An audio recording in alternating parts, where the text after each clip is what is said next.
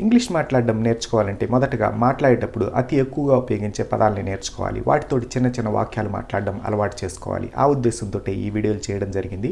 మీరు మొదటిసారి నా ఛానల్ చూస్తున్నట్టయితే కింద సబ్స్క్రైబ్ అనే బటన్ ఉంటుందన్నమాట. దాని మీద క్లిక్ చేయండి. వెంటనే ఒక గంట గుర్తు కనిపిస్తుంది. దాని మీద కూడా క్లిక్ చేయండి. అలా చేయడం వల్ల నేను చేసిన ఇదివరకు వీడియోలు, నేను చేయబోయే వీడియోలు మీ ఫోన్లో కనిపిస్తూ ఉంటాయి. వాటిని చూస్తూ మీరు ఇంగ్లీష్ నెమ్మదిగా నేర్చుకోవచ్చు.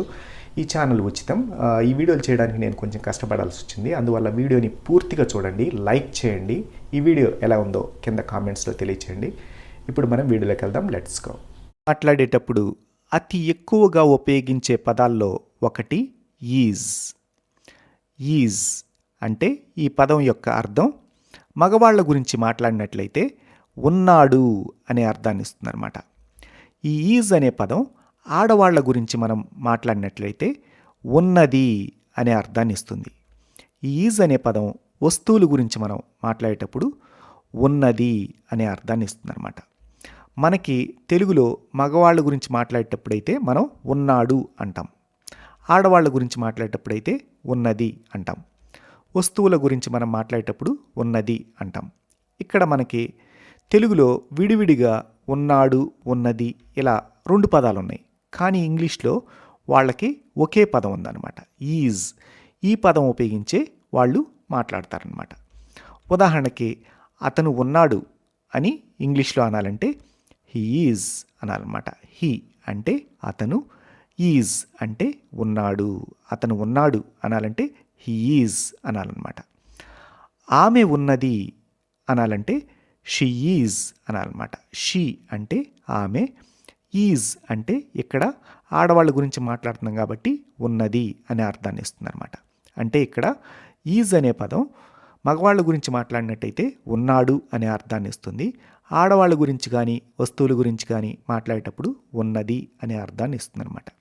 ఆమె ఉన్నది అనాలంటే షీ ఈజ్ అనాలన్నమాట. అతనిక్కడ ఉన్నాడు అని ఇంగ్లీష్లో ఎలా అనాలి? అతను ఇక్కడ ఉన్నాడు అని ఇంగ్లీష్లో అనాలంటే మనం తెలుగులో మాట్లాడేటప్పుడు అతను ఇక్కడ ఉన్నాడు అంటాం. కానీ ఇంగ్లీష్ వాళ్ళు ఈ ఇక్కడ అనే పదాన్ని తీసుకొచ్చి చివరబెట్టి మాట్లాడతారనమాట. అంటే ఇంగ్లీష్ పదాల అమరిక ఎలా ఉంటుందంటే వాళ్ళ వాక్యంలో అతను ఉన్నాడు ఇక్కడ ఈ విధంగా ఉంటుందన్నమాట. అందుకనే వాళ్ళు అతను అనడానికి ఇంగ్లీష్లో హీ అంటారనమాట. ఉన్నాడు అనడానికి ఈజ్ అంటారు. ఇక్కడ అనడానికి హియర్ అంటారనమాట. He's here. హీఈస్ హియర్ అంటే అతనిక్కడ ఉన్నాడు అని ఇంగ్లీష్లో చెప్పడం. ఆమె ఇక్కడ ఉన్నది అని ఇంగ్లీష్లో అనాలంటే షీ ఈజ్ హియర్ అనాలన్నమాట. She is here.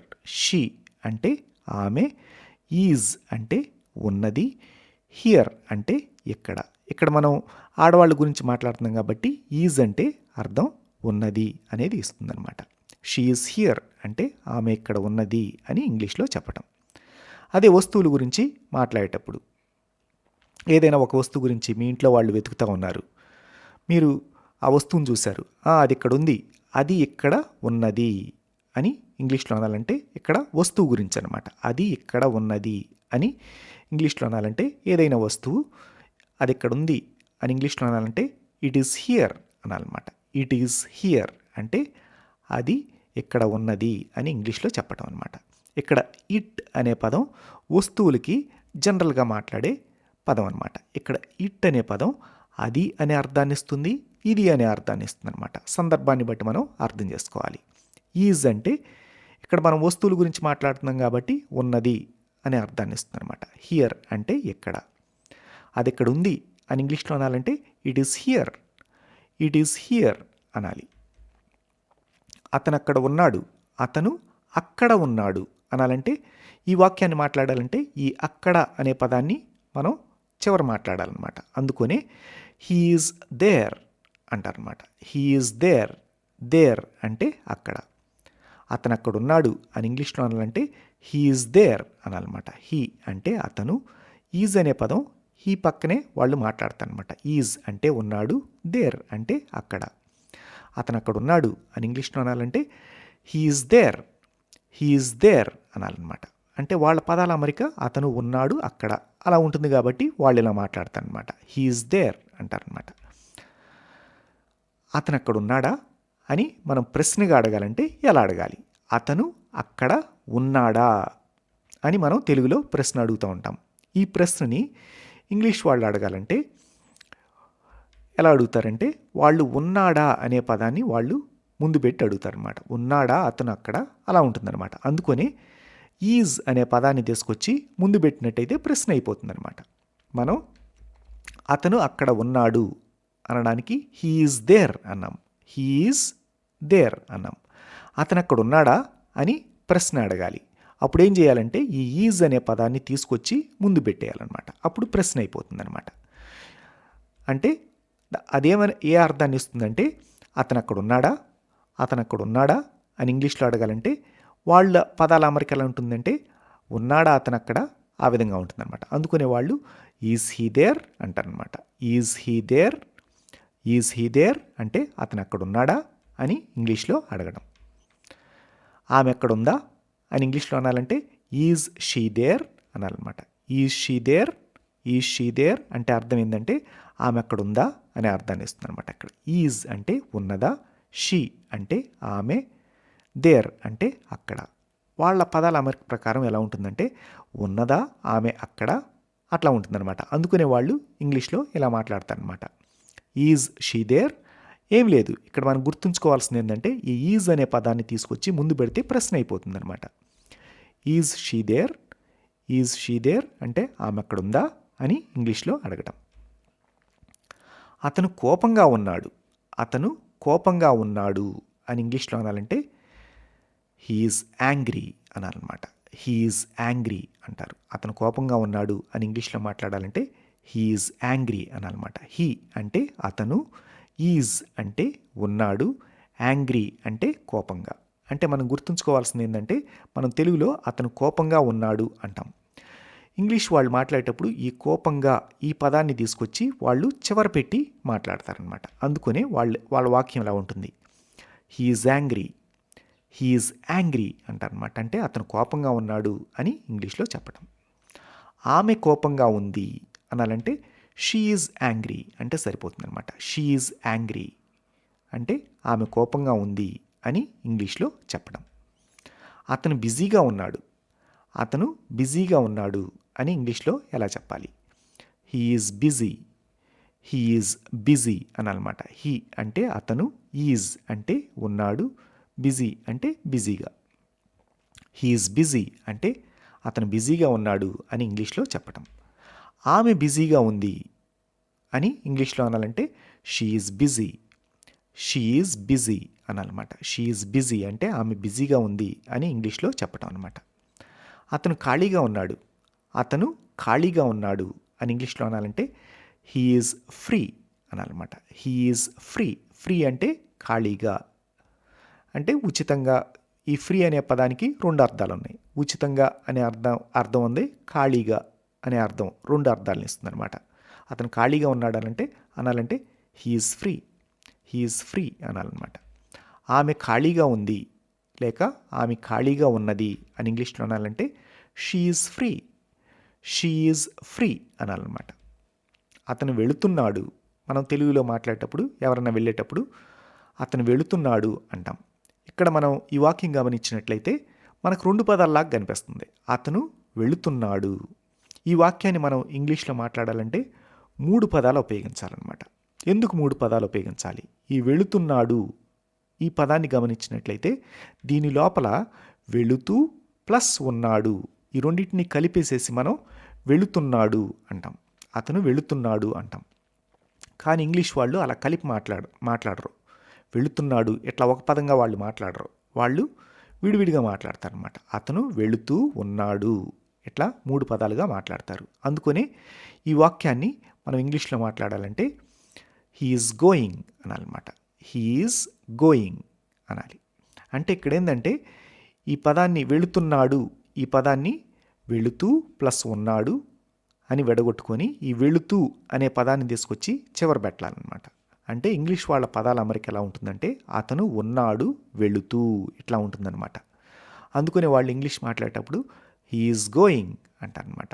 He is going అంటే అతను వెళుతున్నాడు అని ఇంగ్లీష్లో చెప్పడం అనమాట. అక్కడ హీ అంటే అతను, ఈజ్ అంటే ఉన్నాడు, గోయింగ్ అంటే వెళుతూ అనే అర్థాన్ని ఇస్తుంది అనమాట. ఇక్కడ ఐఎన్జి ఇంగ్ పెడితే ఇంగ్ అని చదువుతారనమాట. గో అంటే వెళ్ళడం, ఐఎన్జి పెడితే గోయింగ్ అని చదవాలన్నమాట. గోయింగ్ అని చదివితే ఇదేం అర్థం ఇస్తుందంటే వెళుతూ. మనం తెలుగులో కూడా మాట్లాడేటప్పుడు దీన్ని కొంచెం దీర్ఘం తీస్తూ మాట్లాడతాం. ఆ దీర్ఘం తీసేదానికి వాళ్ళు ఐఎన్జి అనే పదాన్ని పెట్టి ఐఎన్జి కలిపి ఇంగ్ అని చదువుతారనమాట. హీఈస్ గోయింగ్, హీఈస్ గోయింగ్ అంటే అతను వెళుతున్నాడు అని ఇంగ్లీష్లో చెప్పటం. ఆమె వెళుతుంది అని ఇంగ్లీష్లో అనాలంటే షీ ఈజ్ గోయింగ్ అనాలన్నమాట. షీ ఈజ్ గోయింగ్ అంటే ఆమె వెళుతుంది అని ఇంగ్లీష్లో చెప్పడం. అతను వెళుతున్నాడా అని ప్రశ్న ఎలా అడగాలి? అతను వెళుతున్నాడా అని అడగాలంటే ఇంగ్లీష్ వాళ్ళ పదాల అమరిక ఎలా ఉంటుందంటే ఉన్నాడా అతను వెళుతూ అంటారనమాట. అంటే ఏం చేయాలంటే ఇక్కడ ఈజ్ అనేది తీసుకొచ్చేసి ముందు పెట్టి మాట్లాడాలన్నమాట. అప్పుడు ప్రశ్న అయిపోతుంది. Is he going, is he going అంటే అతను వెళుతున్నాడా అని ఇంగ్లీష్లో అడగటం అనమాట. అంటే ఈజ్ అనే పదాన్ని ముందు పెట్టినట్టయితే ప్రశ్న అయిపోతుంది అనమాట.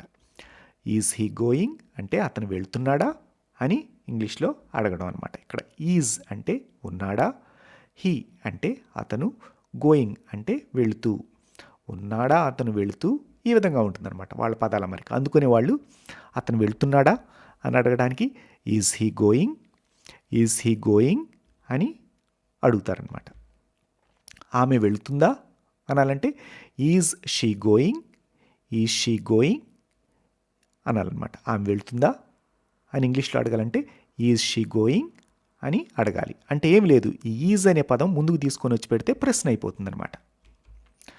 అతను వస్తున్నాడు, అతను వస్తున్నాడు అని ఇంగ్లీష్లో అనాలంటే ఇక్కడ మనకి ఇది రెండు పదాల్లాగా కనిపిస్తుంది. వస్తున్నాడు లోపల వస్తూ ప్లస్ ఉన్నాడు కలిపి మనం వస్తున్నాడు అంటాం.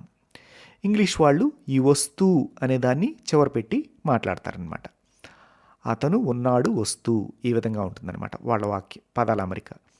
He is coming, he is coming అంటారనమాట. హీ అంటే అతను, ఈజ్ అంటే ఉన్నాడు, కమింగ్ అంటే వస్తూ.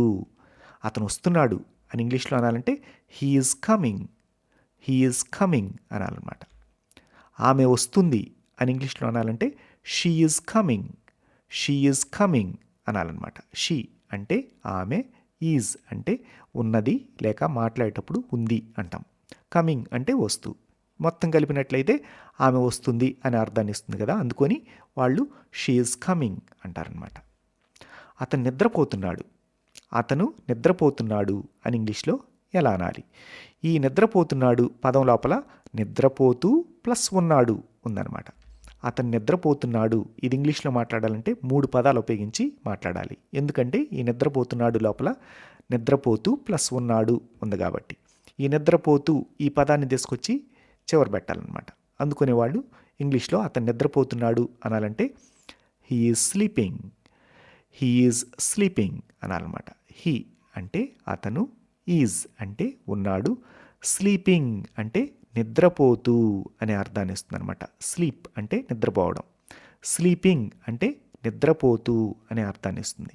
అతను నిద్రపోతున్నాడు అని ఇంగ్లీష్లో అనాలంటే he is sleeping, he is sleeping అనాలి. చిన్నపిల్లవాడు ఎవడన్నా ఉన్నాడు, వాడు నిద్రపోతున్నాడు అనాలంటే ఇంగ్లీష్లో ఎలా అనాలి? అదే అంటారనమాట. మనం తెలుగులో పెద్దవాళ్ళకైతే అతను అంటాం, చిన్నపిల్లలకైతే మగ పిల్లల్ని వాడు నిద్రపోతున్నాడు అని మనం ఇంగ్లీష్లో ఎలా అనాలి? హీ ఈజ్ స్లీపింగ్ అని అంటారనమాట. ఇక్కడ హీ అంటే పెద్దవాళ్ళకి మాట్లాడినట్టయితే అతను అనే అర్థాన్ని ఇస్తుంది. ఈ హీ అనే పదం చిన్నపిల్లలకి, చిన్న మగ పిల్లలకి మాట్లాడినట్టయితే వాడు అనే అర్థాన్ని ఇస్తుంది అనమాట. వాడు నిద్రపోతున్నాడు అని ఇంగ్లీష్లో అనాలన్నా కానీ he is sleeping, he is sleeping అని అనాలి. ఆమె నిద్రపోతుంది, ఆమె నిద్రపోతుంది అని ఇంగ్లీష్లో అనాలంటే షీ ఈజ్ స్లీపింగ్ అనాలన్నమాట. షీ ఈజ్ స్లీపింగ్ అంటే ఆమె నిద్రపోతుంది అని ఇంగ్లీష్లో చెప్పడం అనమాట. షీ అంటే ఆమె, ఈజ్ అంటే ఉన్నది, స్లీపింగ్ అంటే నిద్రపోతూ. ఆమె నిద్రపోతుంది అని ఇంగ్లీష్లో అనాలంటే షీ ఈజ్ స్లీపింగ్ అనాలి. అదే ఒక పాప నిద్రపోతూ ఉంది, పాపను కూడా ఇంగ్లీష్లో షీ అనే అంటారనమాట. షీ ఈజ్ స్లీపింగ్ అని మనం అనాలన్నమాట. అతను ఉన్నాడు అనడానికి హీ ఈజ్ అని నేర్చుకున్నాం కదా. అతను లేడు వ్యతిరేకంగా ఎలా మాట్లాడాలి? అతను ఉన్నాడు అనడానికి హీ ఈజ్ అన్నాం. అతను లేడు అని ఇంగ్లీష్లో ఎలా అనాలి? వాక్యంలో మనం అనాలంటే హీ ఈజ్ నాట్ అనాలన్నమాట. ఈజ్ నాట్ కలిపి లేడు అనే అర్థాన్ని ఇస్తుంది అనమాట. వాక్యంలో హీ తర్వాత ఈజ్ నాట్ వస్తే ఈ ఈజ్ నాట్ 2 పదాలు కలిపి లేడు అనే అర్థాన్ని ఇస్తుంది అనమాట. హీ ఈజ్ అంటే ఉన్నాడు, హీ ఈజ్ నాట్ ఇక్కడ నాట్ పెడితే వ్యతిరేక అర్థం ఇస్తుంది అనమాట. ఉన్నాడు అనడానికి వ్యతిరేక అర్థం ఏంటిది? లేడు అనడం అనమాట. హీ ఈజ్ నాట్ అంటే అతను లేడు అనే అర్థాన్ని ఇస్తుంది వాక్యాల్లో. ఆమె లేదు అనడానికి ఇంగ్లీష్లో షీ ఈజ్ నాట్ అనాలన్నమాట. అది లేదు అనడానికి ఇట్ ఈజ్ నాట్ ఇక్కడ ఏంటంటే ఈజ్ నాట్ అంటే లేదు ఇలాంటి అర్థాలను ఇస్తుంది అనమాట వాక్యాల్లో. ఉదాహరణకి అతను అక్కడ లేడు, ఉదాహరణకి అతను ఇక్కడ లేడు అనాలంటే ఇక్కడ మనకు తెలుగు వాక్యంలో 3 పదాలు ఉన్నాయి. అతను ఇక్కడ లేడు అనాలంటే ఇంగ్లీష్ పదాలు 4 ఉపయోగించి మాట్లాడాలన్నమాట. ఎందుకంటే లేడు అనడానికి ఈజ్ నాట్ అనాలన్నమాట. హీ ఈజ్ నాట్ హియర్ అనాలన్నమాట. హీ అంటే అతను, ఈజ్ నాట్ అంటే లేడు. ఇక్కడ ఈజ్ నాట్ కలిపి ఈ వాక్యంలో లేడు అనేది సూచిస్తుంది అనమాట. హియర్ అంటే ఇక్కడ, హీ ఈజ్ నాట్ హియర్ అంటే అతను ఇక్కడ లేడు అని ఇంగ్లీష్లో చెప్పడం అనమాట. అతను వెళ్ళడం లేదు అని ఇంగ్లీష్లో అనాలంటే హీ ఈజ్ నాట్ గోయింగ్ అనాలన్నమాట. అతను వెళుతున్నాడు అనాలంటే ఈ నాట్ తీసేస్తే హీ ఈజ్ గోయింగ్ అంటే అతను వెళుతున్నాడు అని నేర్చుకున్నాం కదా మనం ముందు. అతను వెళ్ళడం లేదు అని ఇంగ్లీష్లో అనాలంటే హీ ఈజ్ నాట్, ఈజ్ తర్వాత నాట్ పెడితే లేదు, ఈజ్ నాట్ లేదు అనేది సూచిస్తుంది అనమాట. గోయింగ్ అంటే వెళుతూ, హీ ఈజ్ నాట్ గోయింగ్ అనాలన్నమాట. అంటే దాని అర్థం అతను వెళ్ళడం లేదు అని ఇంగ్లీష్లో చెప్పటం. ఈ ఈజ్ అనే పదానికి అర్థం ఉన్నాడు, ఉన్నది అనిస్తుంది. కొన్ని సందర్భాల్లో అయి ఉన్నాడు అనే అర్థం కూడా ఇస్తుంది అనమాట. ఈజ్ అంటే అయి ఉన్నాడు అనే అర్థం కూడా ఇస్తుంది. అది ఆడవాళ్ళకి మాట్లాడితే అయి ఉన్నది అనే అర్థం కూడా ఇస్తుంది అనమాట. ఉదాహరణకి ఎవరన్నా మిమ్మల్ని అడిగారు, అతను ఏం చేస్తుంటాడు అని మిమ్మల్ని అడిగారు. ఉదాహరణకి అతను ఒక టీచర్ అనుకుందాం. మనం తెలుగులో మాట్లాడేటప్పుడు అతను టీచరు అని అట్లా 2 పదాలతో మనం చెప్పేస్తాం, అతను టీచరు అంటాం. కానీ ఇంగ్లీష్లో ఈ చిన్న వాక్యాన్ని వాళ్ళు ఎలా చెప్తారంటే 4 పదాలు ఉపయోగించి మాట్లాడతారనమాట. మనం తెలుగులో అతను ఏం చేస్తుంటాడంటే అతను టీచరు అంటాం. కానీ ఈ వాక్యాన్ని మనం ఇంగ్లీష్లో మాట్లాడాలంటే వాళ్ళు ఎలా మాట్లాడతారంటే వాళ్ళ పదాలు ఎలా ఉంటాయి అంటే అతను అయి ఉన్నాడు ఒక టీచరు ఎట్లా ఉంటుందన్నమాట వాళ్ళ పదాల అమరిక. అయి ఉన్నాడు ఇది అసలు మనం అర్థమవుద్ది కాబట్టి ఇది అసలు మనం తెలుగులో మాట్లాడం. టీచర్లు చాలామంది ఉంటారు కాబట్టి చాలామందిలో ఇతను ఒక అతను అన్నట్లు వాళ్ళు మాట్లాడతారనమాట. మనం తెలుగులో అతను టీచర్ అంటాం. ఇంగ్లీష్ వాళ్ళు అదనపు పదాలు పెట్టి మాట్లాడతారనమాట. అతను అయి ఉన్నాడు ఒక టీచరు అట్లా అంటారనమాట. అందుకని వాళ్ళు అతను టీచరు అని మనం ఇంగ్లీష్లో అనాలంటే హీ ఈజ్ ఎ టీచర్ అనాలన్నమాట. He is a teacher. He అంటే అతను, ఈజ్ అంటే అయి ఉన్నాడు, ఏ అంటే ఒక, టీచర్ అంటే ఉపాధ్యాయుడు. మనం తెలుగులో కూడా టీచర్ అనే అంటున్నాం అనమాట. హీఈస్ ఎ టీచర్ అనాలన్నమాట. అతను టీచరు అంటాం మనం తెలుగులో.